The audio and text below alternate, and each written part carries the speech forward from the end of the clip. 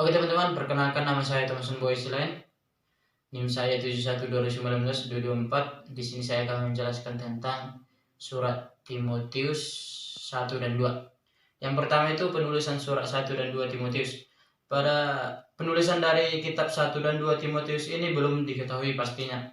Namun sejak abad kedua secara tradisional dipandang sebagai tulisan Paulus dengan nama yang tertera dalam 1 Timotius 1 ayat 1 dan 2 dan Timotius 1 ayat 1 yang kerap sekali sifatnya dari hati ke hati. Surat ini diberikan kepada teman sekerja Paulus yang bernama Timotius. Surat ini selalu dianggap sebagai karangan Paulus, namun demikian dianggap bahwa surat-surat ini ditulis oleh Paulus tidak mempunyai dasar yang kuat. Ketika melihat isinya, para ahli meragukan keaslian surat ini sebagai karya Paulus, yang beranggapan surat Timotius tidak berasal dari Paulus sendiri, melainkan dari seorang pekerja Injil yang dekat dengan Paulus dan memiliki hubungan dengan Timotius. Dengan beberapa alasan perbedaan surat pastoral dan surat kiriman lain dari Paulus. Yang kedua, teman-teman, di sini saya akan menjelaskan tempat dan waktu penulisan surat 1 dan 2 Timotius. Tempat dan waktu penulisan surat ini sulit dan belum diketahui pastinya juga. Jika Paulus yang menulis surat-surat pastoral, maka dapat diperkirakan bahwa surat Timotius ini ditulis di Roma antara tahun 60 sampai 64 Masehi. Paulus menulis surat Timotius kemungkinan ditulis hukuman penjara yang pertama kali sebelum kematian Paulus. Akan tetapi jika tidak berdasarkan pertimbangan perbedaan surat pastoral dengan surat-surat Paulus lainnya, maka dapat diperkirakan bahwa surat Timotius ini ditulis di Efesus sekitar tahun 100 Masehi. Oke, baik teman-teman, selanjutnya saya akan menjelaskan yaitu teman-teman tujuan penulisan. Yang pertama itu 1 Timotius. Tujuan penulisan surat ini sebab ingin menasihati dan menguatkan Timotius sendiri sebagai kehidupan pribadi dan pelayanannya, mendorong Timotius untuk mempertahankan karunia Injil dan standarnya yang kudus dan dari percemaran oleh guru palsu, memberikan pengarahan kepada Timotius mengenai sebagai urusan dan persoalan gereja di Efesus untuk menghadapi pengajaran sesat, tertulis di 2 ayat 1 sampai 15. Pengajar sesat tersebut mengajar tentang Timotius dan tentang mitos dan asal usul sebagai disinggung dalam 1 ayat 4. Dalam surat 1 Timotius, penulis menyarankan pengaturan organisasi yang ketat untuk menghadapi ajaran sesat dan mengontrol kehidupan komunitas. Yang kedua yaitu adalah Timotius. Paulus menguatkan Timotius agar dia tetap memelihara Injil, memberikan firman Allah, menanggung kesukaran dan melaksanakan tugas-tugasnya, dan menulis surat ini meminta Timotius mendukung Paulus dan bergabung secepatnya, ayat 4 ayat 21, serta membawa barang-barang pribadi, ayat 4 sampai 13. Nama saya Fitriani Simbolon, NIM 71-2019-225. Di sini saya akan melanjutkan penjelasan dari kondisi sosial, ekonomi, budaya, agama, dan politik dalam surat 1 dan 2 Timotius. Kondisi sosial, Efesus secara sosial adalah kota yang sangat struktur masyarakatnya, terdiri dari berbagai lapisan, yaitu kelompok para tuan, buruh, dan budak. Secara pendidikan, kota Efesus juga sudah termasuk maju pada saat itu, karena para pemudanya bergiat dalam bersekolah. Kondisi ekonomi di Efesus merupakan sebuah kota perdagangan yang sangat besar, tetapi bagaimanapun perdagangannya, puncak kemasyhuran dari Efesus ini berhubungan erat dengan kuil Artemis. Pusat kebaktiannya ialah kuil Dewi Kesuburan atau Ibu Agung. Pusat berhala ini mendatangkan banyak sekali keuntungan buat kota Efesus, di mana uang nazar dan persembahan mengalir ke sana dari berbagai penjuru dunia. Kuil Artemis ini merupakan pekerjaan dari Demetrius dan teman-temannya yang mencari keuntungan dari jurus sihir, di mana orang yang sakit mencari kesembuhan, pendapatan dari berlacur. Dan semua ini mendatangkan kekayaan buat penduduk di sana. Begitu juga para petukang perak. Mereka kebanyakan berpenghasilan dari pembuatan kuil-kuil Dewi Artemis. Kondisi agama dan kebudayaan. Kota ini adalah pusat pemujaan dari Dewi Artemis. Mulanya, Dewi ini merupakan Dewi dari Asia Barat. Nama latinnya yaitu Diana. Nama Dewi Yunani itu sebenarnya semacam nama-nama samaran dari Dewi setempat. Dewi Ibu dan Dewi Kesuburan yang selama ribuan tahun sudah dipuja. Di samping Dewi Artemis, masyarakat Efesus juga menyembah dan memuja Kaisar Roma yang didewakan dan dianggap Tuhan pada masa itu. Aspek utama dari penyebaran Artemis di Efesus adalah patung sang dewi yang diyakini turun dari langit dan ditempatkan di sebuah kuil yang indah dan ditinggikan di atas pijakan yang dibangun dari batu permata dan harta yang disembunyikan oleh pengikutnya. Selanjutnya, konteks politik atau kondisi politiknya. Di surat ini ditulis Paulus pada saat Kaisar Nero sedang berusaha untuk menghentikan perkembangan kekristenan di rumah dan percaya. Pada masa Paulus, secara politik dipimpin oleh Kaisar Nero sekitar tahun 54 sampai 64 Masehi. 5 tahun pertama pemerintahan Kaisar Nero berlangsung dengan damai dan berhasil. Namun, untuk mengembangkan kota tersebut, Kaisar Nero sengaja membakar kota Roma demi memperluas kerajaannya. Dan Kaisar Nero sengaja menutupi kecurigaan orang atas perbuatannya dengan menuduh bahwa orang Kristen yang melakukan pembakaran tersebut. Ia mempunyai tujuan yang terselubung. Setelah peristiwa kebakaran itu, ia memulai kampanye untuk memperluas jalan raya, membuat sebuah taman, dan membangun sebuah gedung yang konstruksinya dalam api seperti dari batu-batuan. Selanjutnya, poin untuk gagasan pokok teologis dari surat 1 dan 2 Timotius. Secara sederhana, dapat dikatakan bahwa kitab Timotius ini dipakai untuk mengatasi persoalan-persoalan yang dihadapi oleh komunitas Kristen dalam usaha menghilangkan ajaran-ajaran sesat pada saat itu. Menurut surat-surat pastoral, Paulus menasihati Timotius dan jemaat yang ia layani untuk tetap berpegang teguh pada pengajaran yang benar, yakni pengajaran yang pertama, Allah sebagai satu-satunya Tuhan atas alam semesta. Paulus menekankan bahwa Allah adalah satu-satunya Allah yang esa, tertulis dalam 1 Timotius 2 ayat 5 dan 15-16. Dengan menekankan kedaulatan Allah, Paulus melawan pengajaran gnostik atau ajaran sesat. Setiap orang yang percaya dan mengetahui kebenaran dan harus mengakui bahwa Allah adalah pencipta alam semesta dan bahwa apa yang Ia ciptakan adalah baik adanya. Allah ingin agar semua umat manusia diselamatkan dan datang kepada kebenaran. Yang menyeleweng dari kebenarannya tidak mengenal Allah karena pikiran dan hati mereka sudah dibutakan. Jika merasa dirinya mengenal Allah tetapi masih melakukan tindak-tindakan mereka, termasuk melarang perkawinan dan makan tertentu, menunjukkan bahwa sesungguhnya mereka tidak mengenal Dia. Menurut Paulus, semua yang dijadikan Allah itu baik. Yang dikuduskan oleh Allah adalah oleh doa orang yang percaya sebelum makan. Poin kedua, yaitu Allah sebagai penyelamat. Allah bukan hanya pencipta dan pemelihara kehidupan, tetapi juga penyelamat.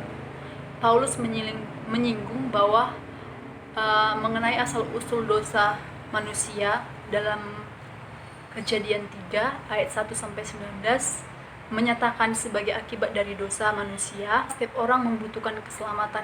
Di sini Paulus memberikan gelar kepada Allah sebagai Allah Juru Selamat kita dan mengatakan bahwa Allah menghendaki agar semua manusia diselamatkan. Itu juga yaitu Injil dan misi. Injil dan misi ini penting. Adanya ajaran sehat dan pernyataan kebenaran menunjukkan bahwa adanya konflik antara para pengajar sesat itu dengan kebutuhan untuk memberitakan Injil dalam upaya menentang ajaran-ajaran sesat yang menyebar di gereja. Poin yang keempat yaitu tentang penataan pelayanan dalam gereja. Dalam hal yang penting ditekankan pada surat-surat pastoral adalah pengaturan, penataan, atau pelayanan dalam gereja. Penataan ini dibutuhkan untuk menghadapi pengajaran sesat yang menyebar pada saat itu. Paulus memberitahu kepada Timotius untuk memperingatkan kepada jemaat yang dilayani agar membangun suatu keteraturan baik dalam gereja maupun dalam rumah tangga jemaat. Namun yang lebih dijelaskan dalam surat ini yaitu perhatiannya kepada ibadah jemaat dan perlunya pemimpin yang bermutu di dalam gereja. Poin yang kelima, memberitakan keteladanan dalam pelayanan. Dalam surat-surat pastoral, Paulus menampilkan dirinya sebagai seorang ayah yang memberitakan keteladanan kepada Timotius tentang ajaran sehat. Paulus juga tampil sebagai seorang guru yang menasihati Timotius untuk mampu mencontoh keteladanan dari gurunya, yaitu Paulus. Setelah mampu mencontoh teladan gurunya, Timotius dituntut menjadi teladan bagi jemaat yang dia pimpin pada saat itu. Dan Timotius juga diharapkan mampu mengajarkan pada jemaatnya mengenai tentang ajaran sehat. Nama saya Kevin Alfredo Sudaputar dengan NIM 71/2019-23. Saya akan membahas sebagian tentang surat Titus. Surat Titus sama seperti surat Timotius yang dikenal sebagai surat pastoral atau penggembalaan. Surat Titus sendiri ditulis oleh Rasul Paulus dengan maksud dan tujuan kepada Titus agar membenahi dan mengatur apa yang masih menjadi kekurangan di Kreta. Dalam surat ini tercakup bukti otentik yang cukup jelas. Argumen ini didukung dengan adanya dua bukti, yaitu bukti internal dan bukti eksternal. Bukti internal sendiri adalah bukti yang ditulis dalam kitab itu sendiri, sedangkan bukti eksternal adalah bukti ataupun teori pendukung yang ditulis dalam kitab-kitab lain mengenai kapan dan di mana surat ini ditulis masih belum dapat dipastikan secara mutlak. Namun dari beberapa data dan sumber yang kami dapat bahwa surat ini ditulis di Korintus setelah Paulus meninggalkan Titus di Kreta di antara abad ke-60 hingga ke abad 64 Masehi, sering perjalanan Paulus dalam tugas kelayanannya. Oke teman-teman, kita masuk ke dalam tujuan penulisan dari kitab Titus. Tujuan dalam penulisan kitab Titus ini terdiri dari 4 tujuan. Yang pertama tujuannya adalah menata apa yang ditinggalkan oleh Paulus yang ada di Kreta, termaksud peninggalan Paulus, yaitu tempat penetapan Panatua. Kita dapat membaca dalam kitab Titus 1 ayat 5. Yang kedua, membantu jemaat yang ada di daerah tersebut untuk tumbuh dalam iman, pengetahuan, kebenaran, dan kesalehan. Kita dapat membaca kitab Titus 1 ayat 1. Yang ketiga, menaungi jemaat dan dapat melawan guru-guru palsu yang ada di daerah tersebut.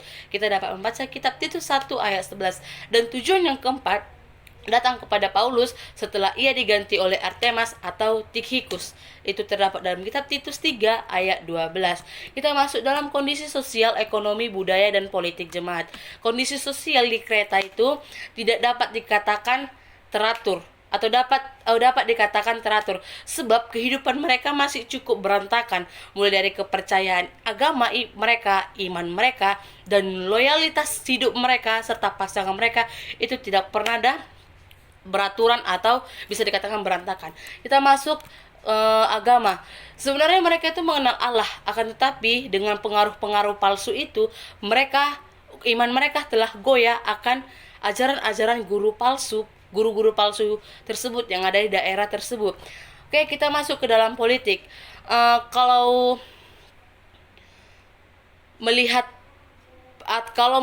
melitik pemahaman dari pasal 3 dikatakan bahwa mereka supaya tunduk pada pemerintah.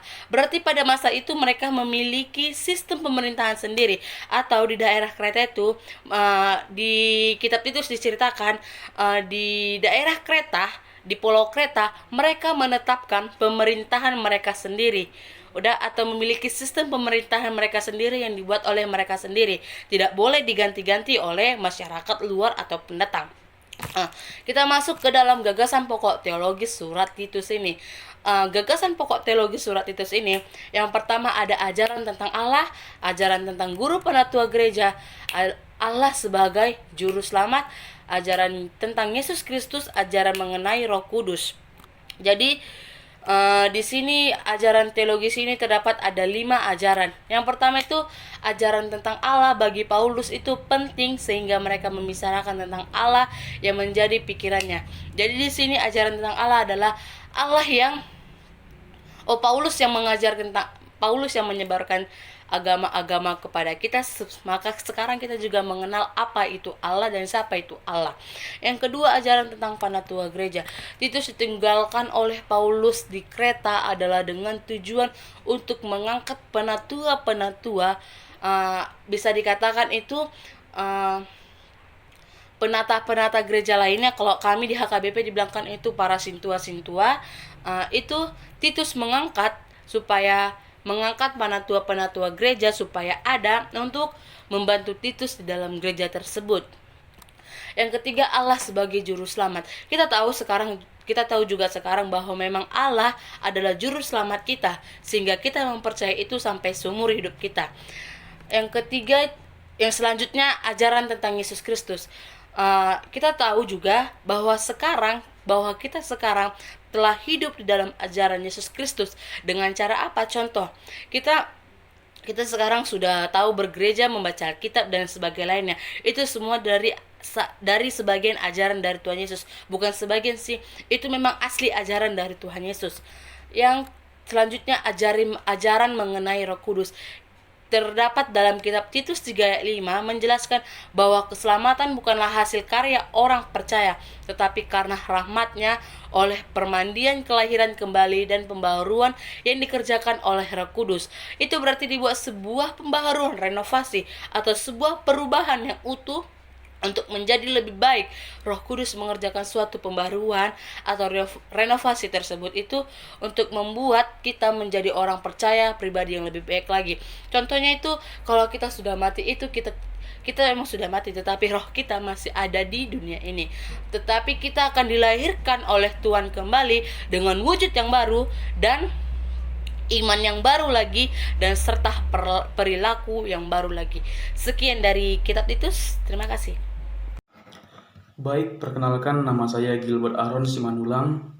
NIM saya 71-2019-213. Di sini saya akan membahas tentang surat Ibrani.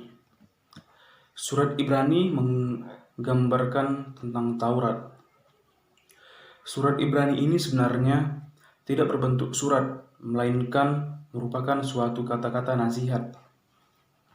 Atau lebih tepat, jikalau Ibrani dikategorikan sebagai khotbah. Jika dari penulisan surat Ibrani belumlah dapat diketahui secara pasti.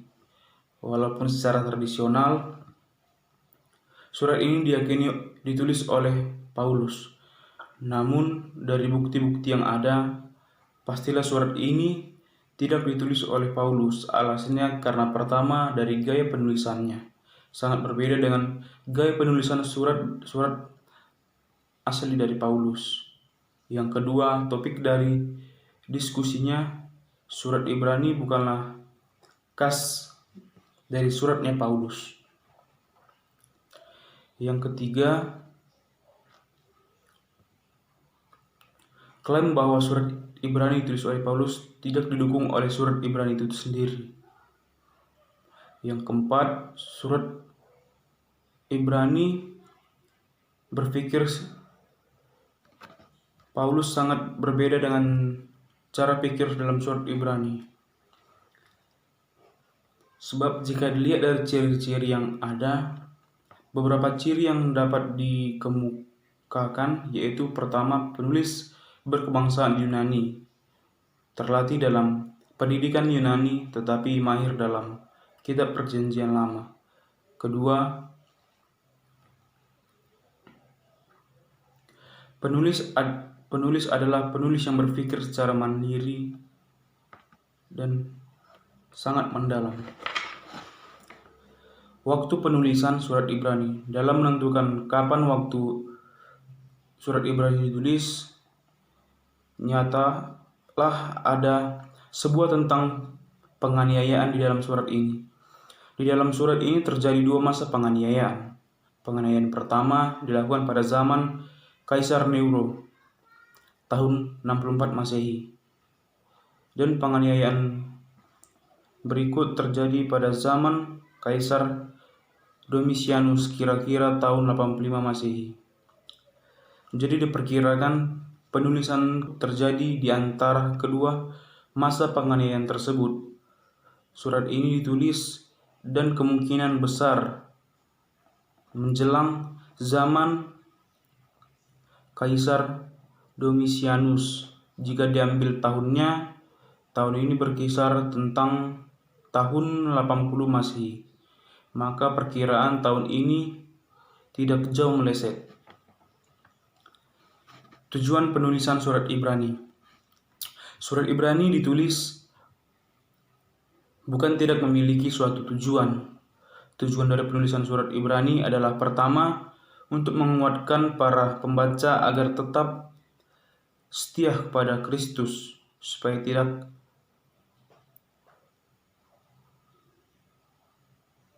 jangan hanyut terbawa arus dan tidak binasa akan murtad. Kedua, menegaskan bahwa pembaca telah mewariskan keselamatan yang hanya diperoleh dalam persekutuan orang-orang percaya.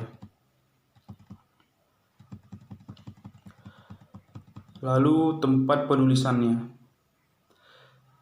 Tempat penulisan surat Ibrani ini dapat dipastikan sebab dalam surat Ibrani penulis menyampaikan salam dari saudara-saudara di Italia. Itu barangkali dapat diartikan bahwa penulis mengirimkan surat itu ke Roma. Ditambah lagi dengan juga salam dari saudara-saudara di Italia, yaitu orang-orang yang berasal dari Roma, yang sekarang tinggal di tempat penulis itu, sehingga tempat penulisan surat Ibrani belum dapat dipastikan secara benar. Terima kasih. Kondisi ekonomi, sosial budaya, agama, dan politik pada surat Ibrani. Yang pertama, ekonomi. Penduduk desa pada umumnya memiliki lahan kecil pertanian. Sebagian besar tanah dikuasai oleh tuan tanah yang tinggal di kota. Lahan-lahan itu digunakan untuk menanam gandum, jagung, dan peternakan yang besar. Rakyat kebanyakan menjadi penggarap atau gembala. Selain itu, terdapat pengrajin-pengrajin kecil yang melakukan perdagangan dengan sistem barter. Yang kedua, sosial budaya. Di daerah pedesaan terdapat 3 kelas, yaitu tuan tanah, pemilik tanah kecil, dan perajin, kaum buruh, dan budak. Di daerah pedesaan terdapat 3 lapisan juga. Lapisan yang tertinggi yaitu kaum aristokrat yang terdiri atas para imam, pedagang-pedagang besar, dan pejabat-pejabat tinggi. Lapisan menengah bawah yang terdiri atas para perajin, pejabat-pejabat rendah, awam atau imam, dan kaum Lewi. Lapisan paling bawah terdapat kaum buruh. Menurut pandangan orang Yahudi, dosa juga dapat berjangkit seperti kuman penyakit. Yang ketiga, agama. Hukum Taurat sangat mewarnai religius orang-orang Yahudi. Kaum Farisi dan para imam misalnya berusaha menjaga warisan dan jati diri Yahudi. Mereka menyoroti ketaatan pada setiap pasal hukum. Bagi mereka menjadi umat Allah berarti ketaatan yang ketat pada setiap detail hukum. Yang keempat, politik. Secara internal, masyarakat dikuasai oleh raja-raja dan pejabat-pejabat yang ditunjuk oleh penguasa Roma. Di samping pejabat-pejabat ini, masih ada tuan-tuan tanah yang kaya raya dan kaum rohaniawan kelas tinggi yang suka menindas rakyat demi kepentingan dan kedudukan mereka. Teologi surat Ibrani. Pertama, Yesus adalah firman itu sendiri. Semua yang dikatakan dalam kitab suci itu disampaikan oleh Allah melalui para nabi. Akan tetapi, sekarang Allah berbicara melalui anaknya. Anaknya itu adalah Tuhan yang menyampaikan berita keselamatan kepada para pengikutnya yang mula-mula dan kepada para pembaca. Yang kedua, Yesus lebih tinggi daripada malaikat. Ada dua hal yang mendasar membedakan hubungan antara anak dengan Allah dan hubungan antara malaikat dengan Allah. Pertama, Yesus adalah anak Allah. Ia ditinggikan oleh Allah dan duduk di sebelah kanan Allah. Kedua, Yesus adalah Allah dan kekal. Salah satu perbedaan antara Yesus dengan para malaikat adalah kekekalannya. Mazmur 45 ayat 7-8 dan Mazmur 102 ayat 25-28 menunjukkan bahwa anak tidak semata-mata raja yang Allah urapi, tetapi ia adalah Allah itu sendiri dan yang duduk di atas tahta yang tidak berakhir dan kekal hingga kekal. Yang ketiga, Yesus adalah imam besar, lebih tinggi dari imam besar keturunan Lewi. Yesus dapat dikatakan lebih tinggi daripada imam besar keturunan Lewi disebabkan satu, keimanannya lebih kekal. Yang kedua, interaksi antara Melkisedek dengan Abraham dalam cerita kitab Kejadian mendemonstrasikan superioritas keimanan Yesus dengan keimanan keturunan Lewi. Yang ketiga, kebangkitan Yesus memungkinkan ia menjadi imam besar selama-lamanya. Yang keempat, sumpah Allah menegaskan Yesus sebagai imam besar. Dan yang terakhir, nasihat untuk tetap setia dalam iman. Perjalanan menuju masa depan itu tidak mudah. Perjalanan itu penuh dengan penderitaan. Karena itu, orang beriman dapat hanyut menyimpang dari arah perjalanan yang tepat. Sehingga Surah Ibrani mendorong para pendengarnya untuk mengikuti contoh-contoh kesetiaan dari orang-orang yang telah melakukan perjalanan di masa lampau, atau menghindari contoh-contoh dari orang-orang yang gagal dalam mencapai tujuan. Yesus adalah salah satu contoh yang paling penting. Ia setia dalam perjalanannya. Ia tetap setia menanggung penderitaan di dalam peranannya sebagai imam besar.